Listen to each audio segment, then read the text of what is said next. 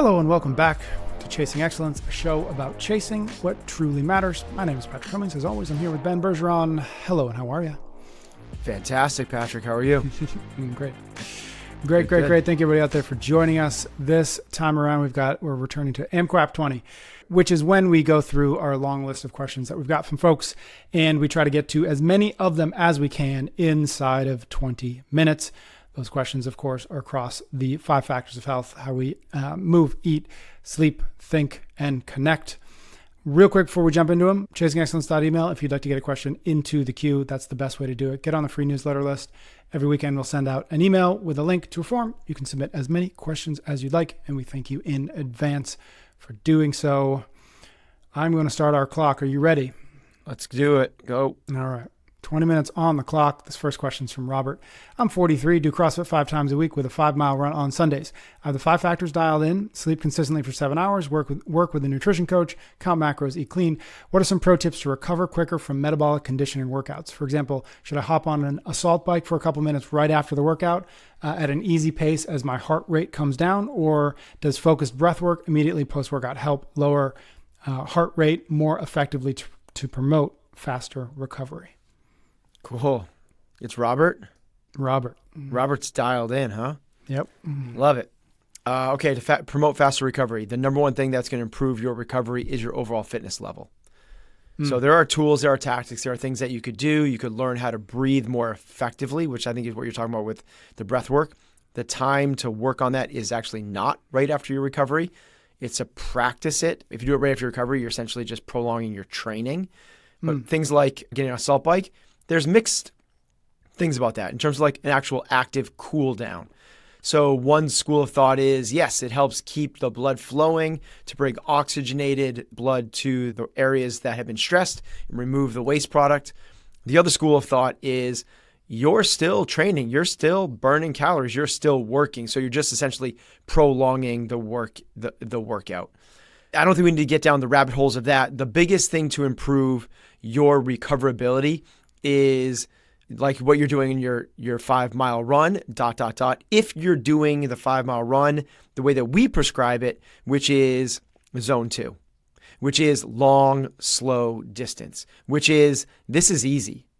When you do this is easy, you are basically, think of like your runs, if they are easy enough, the long ones that you do on Sunday run day.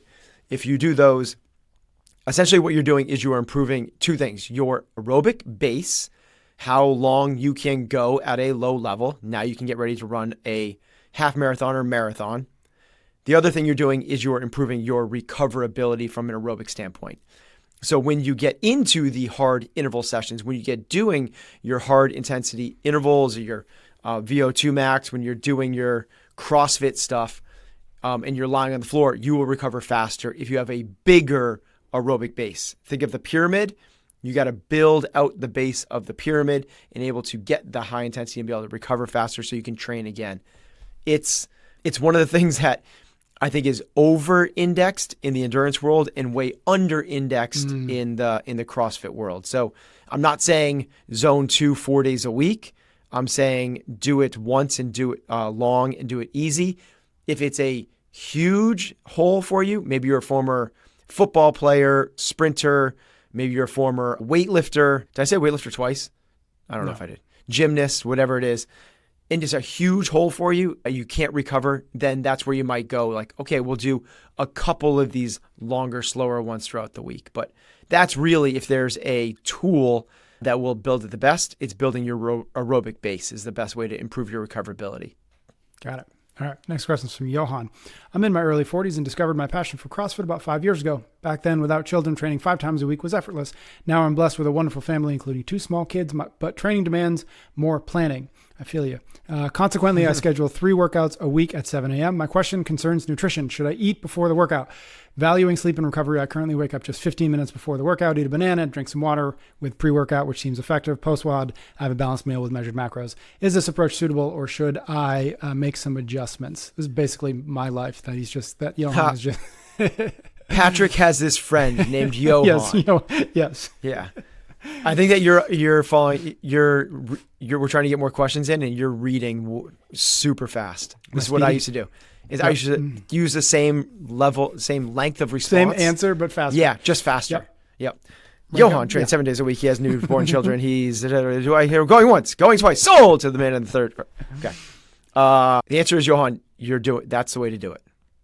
Honestly, like, you don't have to get up earlier to eat. You don't need to fuel these types of workouts. If you are training, not in the gym, but if you are training for less than an hour, you don't need to fuel that. You have enough stored glycogen in your muscles to be able to get through that workout. Some people will feel better, obviously, particularly after that like 45-minute mark. No, I'm going to do weight vest Murph, and I'm going to feel so much better if I have, some sort of carb drink or a banana. Yeah, okay, yes. But most of our workouts are under 40 minutes. If you're under 40 minutes, you do not. If you are training above an hour, there should be some fuel before and or during. But it's light and easy, just like you said. Some pre-workout, some electrolytes, a banana, really easy to digest carbohydrates is what we're looking for.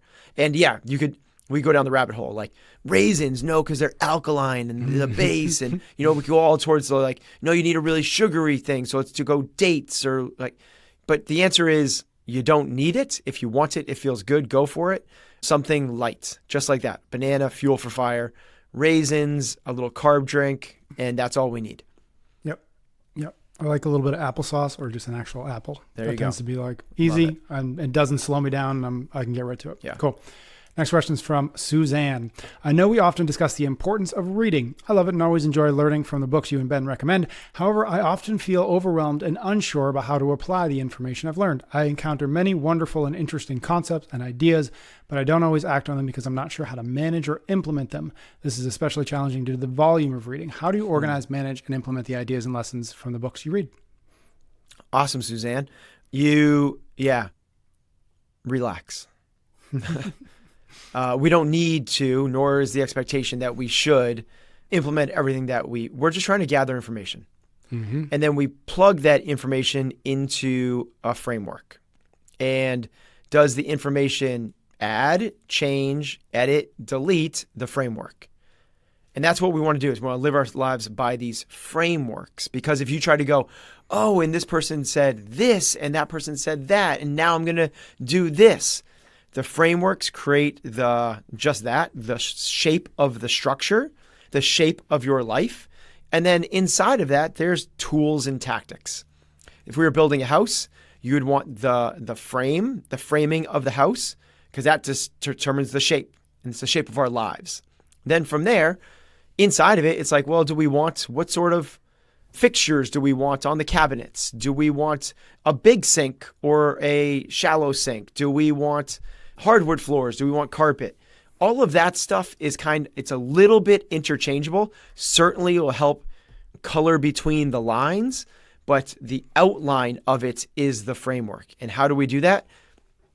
We're trying to propose a framework here through this, whatever it's been, 10-year conversation, but we're not saying it's the only or it's the right. We're trying to create a suggestion for everyone else to take that and create their own. What is our framework? It is that we believe that there's a shared goal amongst all humans, that they want to live a fulfilled life, a well-lived life. What is the purpose of life? It is to live a good life. So we're searching for the good life. From there, what do we think it entails the good life? We think that it's pursuing worthwhile endeavors. And what is a worthwhile endeavor? Happiness, the peace of mind that comes from knowing that you have a strong body, a strong mind, and a solid soul. How do we do that? Well, we have the 5 factors to get us there. The 5 factors are the way that we create strong body, strong mind, strong soul. What are those 5 factors? It's how you train, eat, sleep, think, and connect. Connect with yourself, your purpose, your values, your mission. Connect with others. Are you a part of a community? And get outside. The only reason I wouldn't that last one is because a lot of times that one gets kind of thrown into no, it's about the gym. It's about nutrition. It's about make sure you sleep. No, it's also about this holistic life aspect to it. So as Suzanne, as you're reading, you just go, ooh, would that fit? Would that be one of the things that I would want to implement into making my life more full of love, full of, could I do that to tweak my morning routine? Does that make me question the way I'm spending my 9 to 5? Maybe, and that's what we're doing. We're reading to learn, to say, can we just kind of shape the framework a little bit differently? What would be amazing and awesome is if we were able to read and learn something that completely changed the framework. That's exciting. That's really exciting. Those are really few and far between, but they have happened over this 10-year conversation. Chasing excellence in the beginning was about being a world beater, being a number one in the world, being the very best at something. And I did that through the pursuit of CrossFit as a professional sport. And I was trying to do it through business and entrepreneurship. That conversation's changed. We've learned things along the way and shifted. So I want to change the framework. I want to change the way I think about the world, but we don't do it with every single thing we learn and go, oh, now it's different. Oh, now it's gonna be this. So plug it into the framework, see what sticks, throw it up on the wall. Some things will fall off, and that's okay. Yeah, love that. I'll just add one thing because we just went through it, which is the book club. One of the things that I did this time around for the book club was every week I would sort of give some prompts as to like, here's what stuck out at me. Here's what was interesting to me, just as a way for us inside of the Chase Club to sort of start a conversation. And I found that process, having that sort of external thing that I knew, like as I was reading whatever this chapter or these chapters, I was gonna have to pull a couple of things out and I was gonna have to ask some questions of those things. And I was gonna have to think about where, to your point, where this fits into my own personal or our collective framework. And having that external thing, call it pressure or not, but like just knowing that I was gonna have to come out with a couple of good questions or a couple of good ideas or whatever was really helpful in reading it and in elevating it above what is easy to do, which is just like, okay, I read that chapter.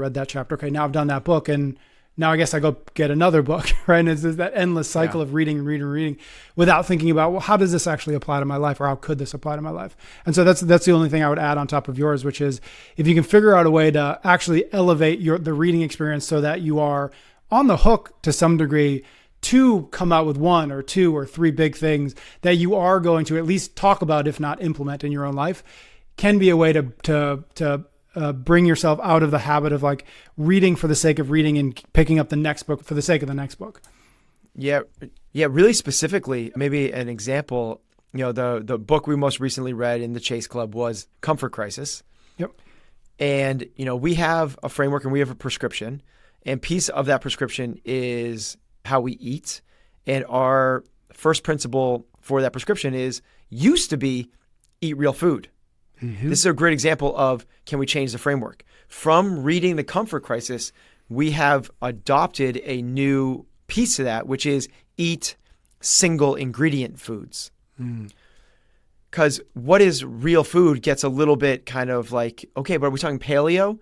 Because then what about legumes? What about rice? What about potatoes? You have to cook those. So if you have to cook it, does it make it a real food or not? Right. And you get this like little back and forth where you go, no, single ingredient foods. In that case, is rice, beans, and potatoes single ingredient food? It's very easy. Yes, it is. Yes, it is. Okay. Yep. So we are trying to continually simplify and refine.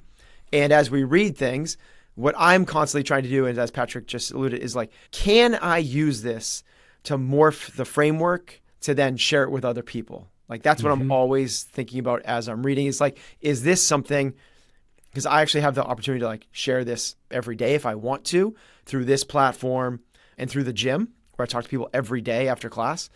And it's really useful to me to be like, I'm always the teacher learning to be like, what's my next lesson going to be? Yeah, that's a great point. I didn't think about that with the gym, but yeah, you've got this great, this space that you can fill with, what am I thinking about? What am I learning? What am I reading? How does that connect with the things I've talked about before? That's great. Yeah.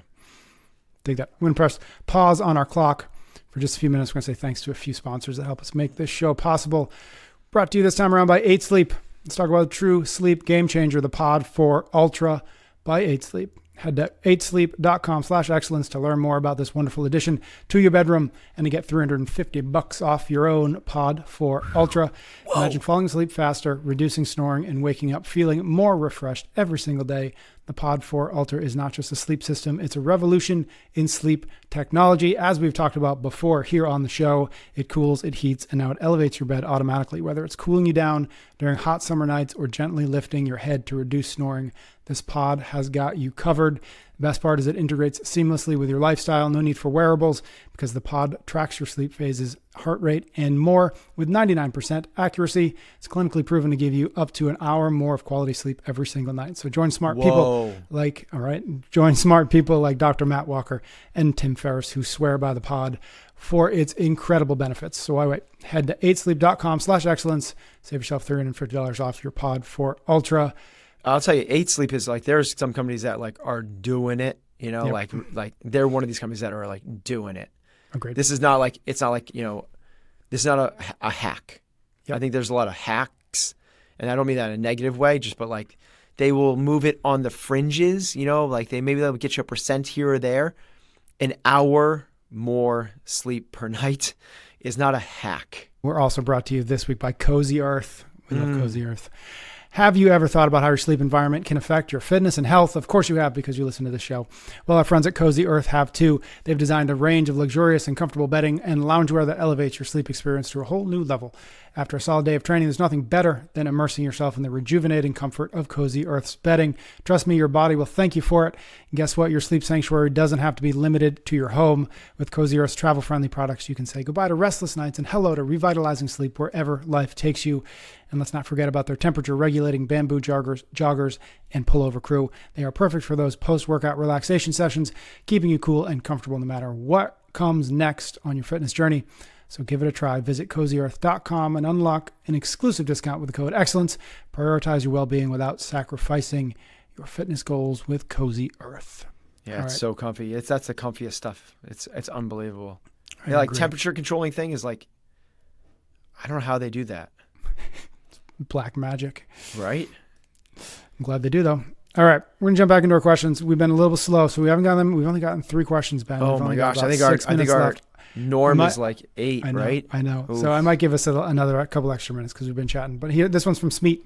How does one strike the right balance between spontaneity and intentional daily planning, especially vis-a-vis the conversation you had at some point about daily tracking and time blocking your day? And 2 points for Smeet for using vis-a-vis. Okay, so yeah, it does look like as you start tracking, and I wanted my life to be full of these things. It gets rid of the spontaneity and the fun, impulsive side of life. Here's one of the things I track, which is, what did I do yesterday? And if I only did the things that I'm tracking every day, there'd be nothing to record because I'm already recording those. So every day I'm actually searching for something that is spontaneous, that is different, that is not wake up morning routine, 9 to 5, go home, family dinner, soccer practice, read and tuck my kids into bed. I'm looking for something that's outside of the normal routine, and that's what I'm recording down as well. So it's weird, this kind of, the fact that I'm actually tracking, did something outside the norm happen? Yep. So it is, the one thing I'll also say is, the second thing to say on top of that is, shout out to Jocko, but discipline equals freedom. All right. The more that you are disciplined about this, the more free time you actually have to do those fun, outside the norm activities. Yep. What you just said, the first thing reminds me of when we did that we did like a 30-day kindness challenge. And what happens when you do that is to your point, you go into the day thinking, okay, I got to find something to do that I can check off. Okay, I did the kindness thing. I was able to, and I think it's a lot like this, which is once you start, which I think is kind of a brilliant way that you've done it in terms of like what happened today that I can actually write down, that is worth mentioning, so that in a year from now, I'm like, oh, I'm really, I remember when I did that or when we did that or whatever. It's really kind of brilliant workaround from getting stuck in the rut of like, this is just how my days are, by like kind of giving yourself a point for going out and doing something that is novel, that is different, that is out of the ordinary, that does require you to elevate yourself above the status quo of the day. I just think it's such a good way to do it. And for those, maybe a little more detail, I record those down on one continuous thing. It's not like it's interjected into a daily. And the purpose of that is at the end of the year, I can read through my entire year. It really quickly. It takes, 10, 15 minutes to go. And I remember the whole, for someone with as terrible as memory as I do, it's really cool to go, oh yeah, I forgot that we went on that hike, after dinner one night in July. Like that would have been just totally lost. But we went on that hike and we saw that family of deer in the woods, like, oh my God, I would not have remembered that unless I wrote that down the day before. Mm-hmm. It's like, and then you have all 365 of those, and your year looks like a whole lot more productive, adventurous, filling than it would be if you're like, I think I just went to work and came home like all for week. 6 months straight. For 9 months. It's like, yeah, I like that. I think I'm gonna steal that because I really like the like getting yourself out of this just like the daily grind thing. Yeah. And actually, and to be honest, like it's hard sometimes. Like you look back at the day. You look back at the day before, and you're like, "Fuck, right." I don't think I did anything. Yeah, which is again a trigger in the positive sense because like if you go and at the end of the day, let's say you do it at the end of the day, and you're like, nothing happened. Like you're gonna wake up tomorrow and be like, I don't want another day in which I have to, I don't have something to write down or to check off or whatever. So it's a good forcing function to even just go into the next day saying, okay, I'm not gonna. Today is not going to be like yesterday in a good way. Exactly. Yep. Yeah. Love that. All right. Let's try to get a couple more in. This is from Joseph. How does Ben approach a client to start talking about mindset? Is there a specific process they go through? How do you assess whether someone has a fixed or growth mindset? I love structure and process. And I feel like I'm doing clients a disservice if I jump straight into fixing their problems without following a systematic approach. Also, I feel unqualified to discuss this topic because I don't have any formal certification in it. There's a lot in there, but. Okay, let's address that last one first. Like, I feel very unqualified to be a dad because I did not take a dad certification. Like, you don't need to be certified to be able to help people. Like, yes. I walked by a homeless guy that I have no training in social services. So maybe I shouldn't do that because I don't know how to truly approach that person who's struggling in need. Like, it's like you don't need a certification to try to help people.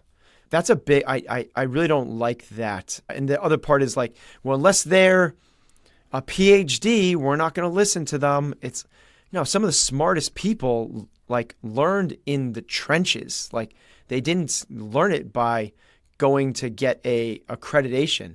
So that's maybe a little pet peeve and a little rant. So I want to get that one off the table. And then from there, it's Joseph, right? Correct. Yeah. I like it. We want to systemize this. I don't think it's the way is to like go with a total formality to it. The easiest way to do it is when somebody is done with a hard training session or set or whatever it might be, you ask them what's going through your mind. Like what's going through your mind? What was going through your mind during that workout? What's going through your mind right now? And then you start to hear the story they're telling themselves. And that's what we're trying to, that's Mark England's definition of mindset is the story we tell ourselves. So if we're trying to change people's mindset, that's what we're trying to do. By the way, I've learned to really dislike that term mindset. Mm-hmm. I don't think it's not set. It's such a terrible ending to that phrase. It's not mindset. It should be like mind adapting, mind evolving is what it should be. And it's not even your mind. It's to me, and we've talked about this, it's your character. Like you can tell yourself something, but if you act in spite of that, that's the thing that actually matters. So you could be telling yourself this victim mentality, but you go and act like a true competitor. That's what I'm interested in. Mm-hmm. So here is the short answer to that though, is try to dig into what the story is they're telling themselves, either by literally asking themselves or really listening to the words. When they're talking, do you hear the victim? Do you hear the negative, the pessimist? Do you hear the overly optimistic? And then you're trying to help them reshape their narrative, reshape the language to be more like a realist or a competitor. That's the job. And that's all it comes down to is getting a grasp and understanding of the words that they're saying to themselves. It's really cool when you combine a little bit of the Mark England Enlifted story part of it with the hierarchy of mindset that we've talked a lot about. Like, can you get them to verbalize the story that's running in their head that they may not even be aware of, but like, and I love what, like right after the workout or after the session or right. Cause we are often able to, or the workout itself brings that story to the forefront, and we might be in a position actually we're willing to be vulnerable enough to talk about it. So in that environment, in that context, can you get them to verbalize the story? And then can you as the coach be able to begin to identify, I'm hearing a lot of victim there. I'm hearing a lot of pessimism there. And then my job as the coach is, can I just bring you a little bit up that ladder of mindset? Can I bump you up to realist, to your point? Or can I bump you up to competitor? And just, again, having those frameworks, so wildly helpful versus like, I guess my job is to make you have a better mindset, which we've been having this conversation for years and years, and I wouldn't know what that means, right? To like help somebody get a better mindset. But again, stories and that hierarchy of mindset are two really interesting frameworks when you get them together. That could be really powerful as a coach. Yeah, in terms of the storytelling aspect, that is the defining characteristic of the 3 lower levels. Mm-hmm. If you are a realist, there's no story to tell. You're just accepting reality. Yep. If you're an optimist, you're telling a story about what's happening. If you're a pessimist, you're telling a very, very different story. If you're a victim, you're telling the most detrimental story to yourself. If we can eliminate the storytelling, we're a realist. Now, if you can tell your story that you love, it's kind of like it comes back. It's like, that's the Mendoza line. That's the thing, but it's over here. If you can get back to the point where you start to love the hardship and the challenges more than just accept them, well, that's what a true competitor is. A true competitor wants to go up. And that's what we're trying to get people to. And again, we've talked about this all the time, but as the coach, as you said, when you say like, I'm hearing a lot of victim, I'm hearing a lot of pessimist, you're not saying that back to them. Mm-hmm. You're internalizing that yourself and going, okay, now how, this is my job as the coach, how do I nudge them up the continuum? Yep. How do I get them to reframe things? How do I get them to change the way they're seeing things? It's only when we change the way we see things that things actually change. If we don't change the way we see things, it's not going to change. Like this is how it's going to be. So that's always the challenge is, can we see this from a different perspective? And that framework allows you the opportunity to go like, this is what the next level up does. And if you're feeling like a victim, I'm not saying go and like be a competitor realist. It's like, just like stop saying woe is me and go, this sucks. Mm-hmm. It's not woe is me. And that's a big step up. The world isn't out to get me. This isn't the universe. It's not raining because it's my birthday. It's that type of thing. It's just that it sucks that it's raining on my birthday. But it's not like it always rains on my birthday. Of course this is happening to me. Take it. All right, we're going to wrap it up there. That was our AMQAP20. I think we got, let me count. 1, 2, 3, 4, 5 questions. Wow. Oh, we're crushing it. That's a, what's the opposite of a PR? Not a PR? There should be a term for the opposite of a PR. There is. Yeah. I don't know. DFL. Whatever it is. There you go. All right. Thanks everybody out there for listening. Thanks for your questions, especially chasingexcellence.email. Get on the free newsletter list. There are multiple ways that you can then get questions into our queue, into future AMQAPs, into future episodes. So thank you in advance for that. Ben, thank you. We'll be back soon for a brand new episode of Chasing Excellence.